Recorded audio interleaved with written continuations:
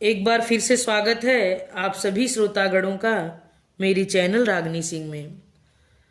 आइए आज मालती जोशी जी की कहानी की श्रृंखला में उनकी एक लिखी हुई कहानी जिसका शीर्षक है मनी आर्डर सुनते हैं। तो चलिए शुरू करते हैं कहानी मनी आर्डर। डाकिया भी सीढ़ियां उतरा भी न था कि दादाजी ने गोलू को आवाज दी, जा तो बेटा सबके लिए आइसक्रीम लेकर आ। गोलू जैसे इस आदेश की प्रतीक्षा ही कर रहा था।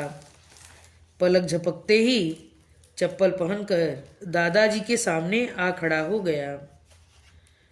गीतू को उस पर बड़ा गुस्सा आया। आइसक्रीम के लिए तो इसकी जैसे लार टपकती रहती है, भुक्खड़ कहीं का।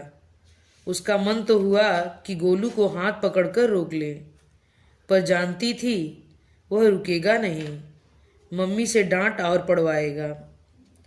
वह दोबारा किताबों में सिर डालकर बैठ गई, पर मन तो जल भुनकर कोयला हो रहा था। ऐसे में पढ़ाई क्या होती, खाक। मम्मी हमेशा कहती हैं कि देख गीतू, इतनी सी उम्र में इतना गुस्सा ठीक नहीं, पर वह क्या बिना बात के ताव खाती है। गुस्से की बात हो तो क्या गुस्सा नहीं आएगा। अब इन बड़े पापा को ही ले लो, महीने में एक बार 1000 रुपल्ली भेज देते हैं और सोचते हैं कर्तव्य पूरा हो गया। बाकी 30 दिन पापा उन्हें झेलते हैं। मम्मी बेचारी दिन भर पिसती रहती हैं, पर मम्मी पापा का किया धरा दादाजी को याद नहीं रहता। बस बड़े बेटे का मनी आर्डर आते ही ऐसा जश्न मनाते हैं मानो लाख रुपए की लॉटरी लग गई हो। दीदी आइसक्रीम। कुर्सी के पीछे खड़ा गोलू आवाज दे रहा था। वह अपने विचारों में इतनी खो गई थी कि गोलू की वापसी का पता ही नहीं चला। दीदी, उसने फिर कप आगे बढ़ाया। मुझे नहीं खानी, तू ही खा ले, गीतू ने तुनक्कर कहा। सच्ची? हाँ हाँ सच्ची, कितनी बार पूछेगा। दीदी बहुत गुस्से में थी, पर गोलू को उसकी परवाह नहीं थी। वह तो अपने इस आयचित लाभ पर खुश हो रहा था। ऐसा सौभाग्य रोज कहाँ मिलता है।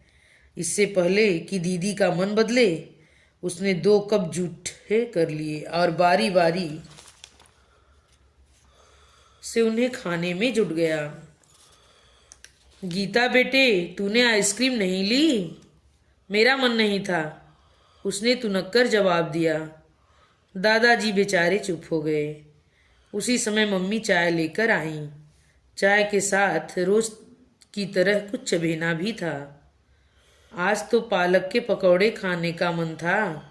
दादाजी बोले, अभी बना देती हूँ। नहीं, अब रहने दो, रात को पकौड़ों वाली कढ़ी बना लेना, बहुत दिनों से खाई नहीं है। अरे वाह, मैं तो आज सिवैयों के लिए कहने वाली थी। दोनों चीजें साथ कैसे चलेंगी?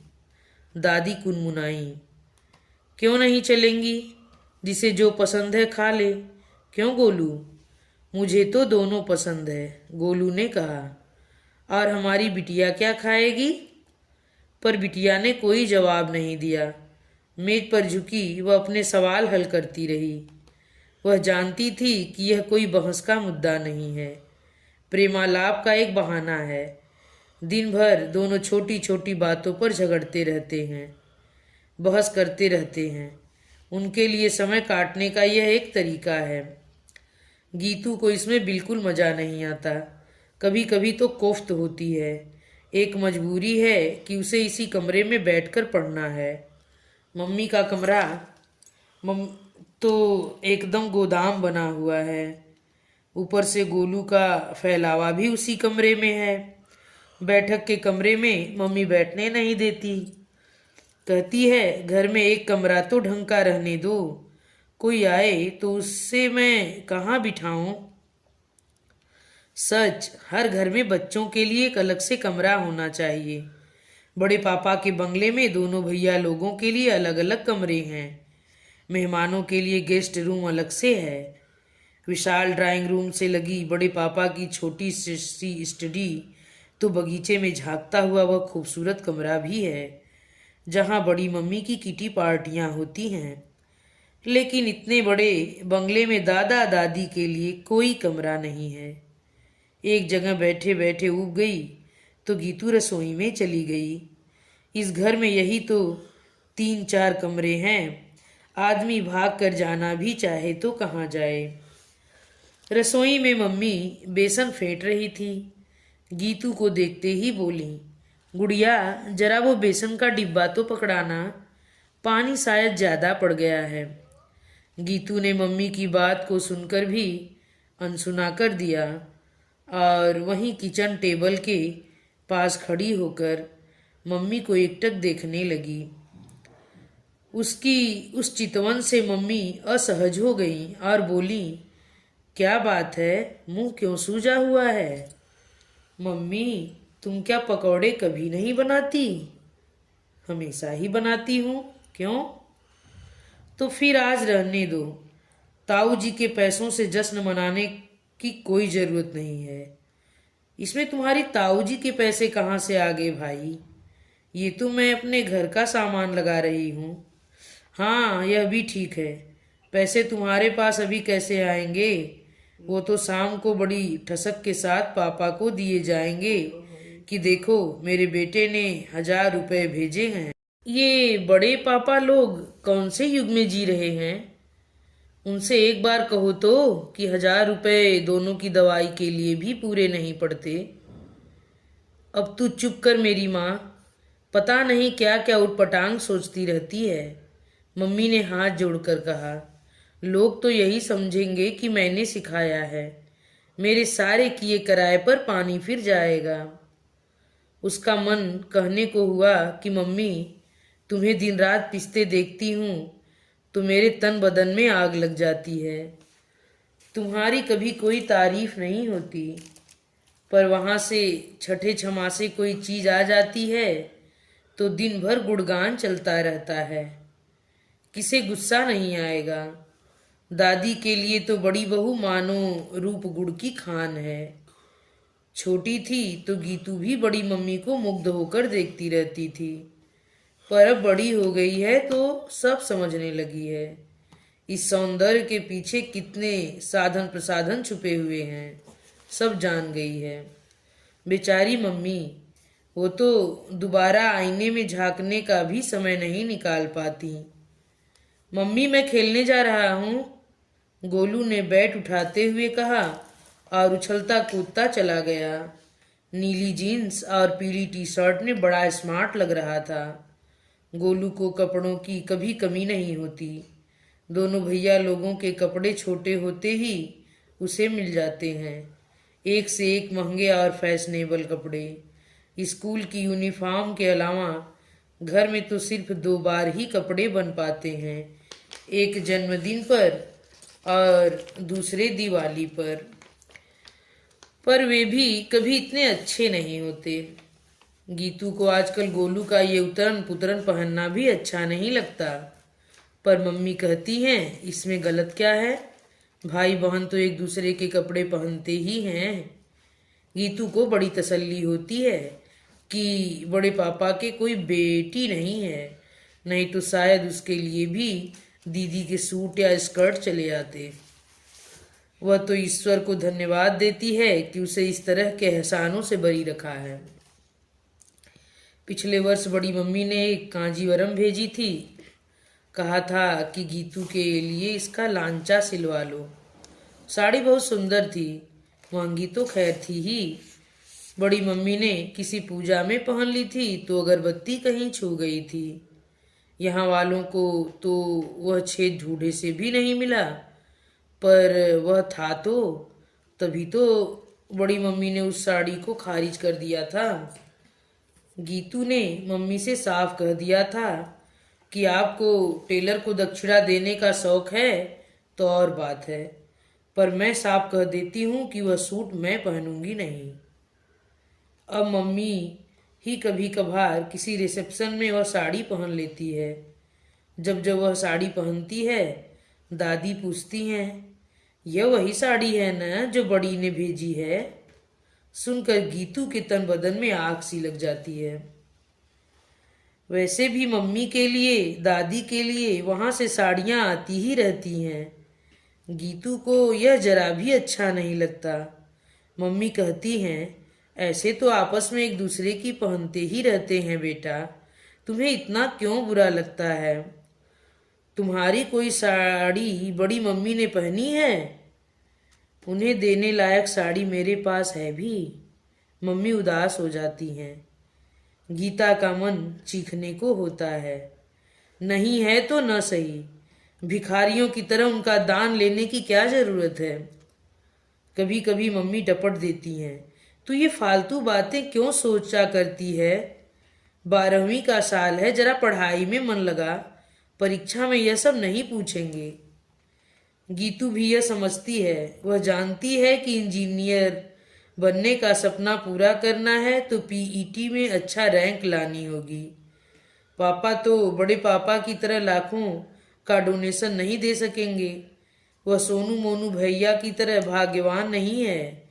वे तो आराम से मनचाहे कोर्स में प्रवेश पा गए हैं। यहाँ से पास करने के बाद बड़े पापा उन्हें यूएस से भेज देंगे। फिर कोई नहीं पूछेगा कि हायर सेकेंडरी में क्या परसेंटेज बनी थी। उसे तो अपनी लड़ाई खुद लड़नी है। कितना अपने को समझाती है पर मन में घमासान चलता ही रहता है और वह लहूलुहान होती रहती है। नीचे जब पापा का स्कूटर रुका तब उसे होश आया कि वह सारी शाम गैलरी में ही खड़ी रही है। दादी अक्सर टोकती हैं, लड़कियों को इस तरह छज्जे पर नहीं खड़ा होना चाहिए, पर वह क्या करे? शाम को तो कमरे में दम घुटने लगता है। अकेले वह रोज कहाँ जाए, किसके साथ जाए? कभी कभी उसे अपने लड़की होने पर ही चिढ़ होने लगती है। पापा आते हैं तो घर में थोड़ी रौनक हो जाती है। कितने भी थके हुए हों, पापा हमेशा हंसते हुए ही घर में दाखिल होते हैं। बच्चों को प्यार करते हैं, मम्मी से मजाक करते हैं, दादा दादी के हाल चाल पूछते हैं, फिर फ्रेश होने जाते हैं। थोड़ी देर को ही सही, घर का माहौल अच्छा हो जाता है। उस दिन खाना भी बहुत अच्छे से हुआ। मम्मी ने सबकी पसंद की एक एक चीज बना ली थी। पकौड़े वाली कढ़ी, मीठी सेवइयाँ, भरवा भिंडी, सूखे आलू और पुलाव। खाने का शाही सरंजाम देखकर गीतू का मुंह फूल गया था। उसका मन हुआ कि खाने के लिए मना कर दे, पर मम्मी पर दया हो आई। बेचारी शाम से लगी हैं, वह रूठ जाएगी तो सबका मूड खराब हो जाएगा। इतना अच्छा खाना गुड़ गोबर हो जाएगा। सबने तृप्त भाव से भोजन किया। फिर पापा थोड़ी देर को दादाजी के पास जाकर बैठ गए। दादाजी ने बड़ी स्टाइल से बंडी की जेब में हाथ डाला और 5-5 सौ के 2 नोट निकालकर पापा को थमा दिए। पापा ने विनम्रता से उन्हें लौटाते हुए कहा, अभी रखे रहिए, जब जरूरत होगी मांग लूंगा। गीता सारा नाटक देख रही थी और कुढ़ रही थी। यह एक सीन है जो हर महीने रिपीट होता है। गीता का मन होता है कि बड़े पापा को एक चिट्ठी लिखे कि सालों से आप एक बधी बधाई रकम भेज रहे हो, जबकि चीजों के दाम दुगने चौगुने 10 गुने हो गए हैं। दवाइयों के दाम भी अब पहले वाले नहीं रहे और आदमी सिर्फ दवाइयाँ खाकर नहीं जीता। उसे खाना चाहिए, चाय नाश्ता चाहिए, पान सुपारी चाहिए, नहाने के लिए तेल साबुन मंजन वगैरह चाहिए, पहनने के लिए सूती ही सही पर कपड़े चाहिए। खर्च की एक पूरी लिस्ट उसके मन में है। खत का पूरा मजमून उसके दिमाग में है, पर हिम्मत नहीं पड़ती। कौन विश्वास करेगा कि यह सब उसके दिमाग की खुराफात है? लोग तो मम्मी पापा को ही कोसेंगे ना। गुड़िया चल, पान लेकर आते हैं, पापा ने कहा तो वह खुशी खुशी तैयार हो गई। वह घर में बैठे बैठे ऊब गई थी। वैसे भी पापा के साथ घूमने में बड़ा मजा आता है। मम्मी नहीं चलेंगी? नहीं, कहती हैं थक गई हूँ। फिर मम्मी चलेंगी तो वह शैतान भी साथ हो लेगा। फिर पूरा वक्त उसे डांटने डपटने में ही बीत जाएगा। पापा बिल्कुल ठीक ही कह रहे थे। गोलू शरारत का भंडार है। सड़क पर भी अपने करतब दिखाता चलता है। पापा ने पान लगवाए, अपने लिए सादा, मम्मी के लिए मीठा मसाले वाला, दादा दादी के लिए बिना सुपारी वाला, गोलू और गीता के लिए गुलकंद वाला। पान की दुकान से निकलकर पापा ने कहा, चल आज आइसक्रीम खाते हैं, कौन सा फ्लेवर लेगी? पापा, घर जाने तक तो पिघल ही जाएगी ना, पास की दुकान से ले लेंगे। घर नहीं ले जाएंगे, यहीं बैठकर खाएंगे, घर पर तो सब खा ही चुके हैं, हम ही दोनों रह गए थे, कौन सा फ्लेवर लेगी? उसने बटर स्कॉच लिया, पापा ने कसाटा। दोनों कोने की एक टेबल पर जाकर बैठ गए। तुमने दोपहर में आइसक्रीम क्यों नहीं खाई? गोलू ने चुगली की होगी। नहीं, मम्मी ने बताया था। गीतू चुप ही रही। पापा ही बोले, मम्मी तुम्हारी और भी शिकायत कर रही थी। क्या? कह रही थी गुड़िया आजकल बहुत गुस्सैल हो गई है, बात बात पर तुनक जाती है। गीतू समझ गई कि पान का तो बहाना था, उसे समझाइश देने के लिए साथ लाया गया है, इसीलिए मम्मी घर पर रह गई। वह डरी नहीं, दिलेरी से बोली, क्या करूं पापा, कभी कभी मुझे बहुत गुस्सा आ जाता है। किस पर? दादाजी पर। दादाजी पर? उन बेचारों ने क्या किया है? उन्होंने बहुत बड़ा अन्याय किया है। पापा उसे देखते ही रह गए, कुछ बोल ही नहीं पाए। दादाजी ने एक बेटे को इतना बड़ा आदमी बना दिया और दूसरे को, पापा हम तो उनके सामने कभी सिर उठाकर खड़े ही नहीं हो पाएंगे। यह अन्याय नहीं तो क्या है? बेटे, दादाजी ने कोई अन्याय नहीं किया, कोई गलती नहीं की, बस उनका हिसाब जरा गड़बड़ा गया। उन्होंने सोचा था कि अपना सर्वस्व दांव पर लगाकर मैं एक को शिखर पर पहुंचा दूंगा, दूसरे को वह अपने आप ऊपर खींच लेगा। पर उनका गणित थोड़ा गलत हो गया। कैसे? मतलब शुरुआत तो ठीक ही रही। बेटा बहुत जहीन था, एक बार जो सफलता की सीढ़ियां चढ़ना शुरू किया तो शिखर पर जाकर ही रुका। बाबूजी को लगा जैसे उन्होंने आसमान छू लिया हो। उनका श्रम, उनका खर्च सब सार्थक हो गए थे। दुर्भाग्य यही रहा कि बाबूजी उस सुख की छाह में ज्यादा देर बैठ नहीं सके। क्यों? प्रतियोगी परीक्षाओं का परिणाम आया नहीं कि भैया को ऊंची नौकरी मिल गई। नौकरी मिलते ही जैसे रिश्तों की बाढ़ आ गई, ऐसे ऐसे रिश्ते कि मुंह में पानी भर आए। माँ बाबूजी अपने को ज्यादा दिनों तक रोक नहीं पाए, एक जगह हाँ करनी ही पड़ी। बहुत बड़े घर की लड़की थी, उस स्टैंडर्ड की शादी करने के लिए बाबूजी ने रही सही जमा पूंजी भी खर्च कर दी। लोग बेटी की शादी के लिए जमीन जायदाद बेचते हैं, पर बाबूजी ने बेटे की शादी के लिए बेच दी। पर सौदा बहुत महंगा रहा। जिसके लिए इतना सब किया वह न तो इस घर से जुड़ पाई न घर के लोगों से।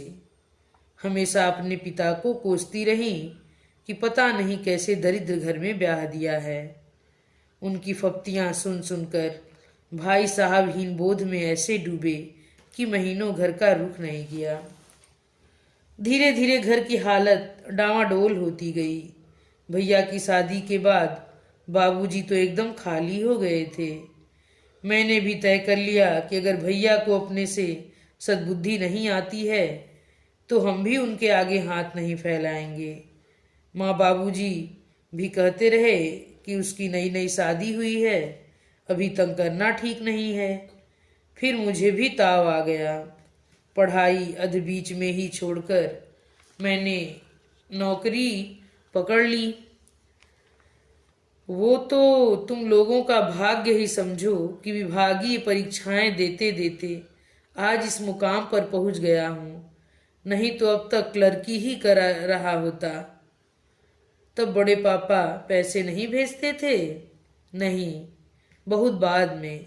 शायद मेरी शादी के बाद उन्हें यह एहसास हुआ कि घर में अब खर्च बढ़ गया है।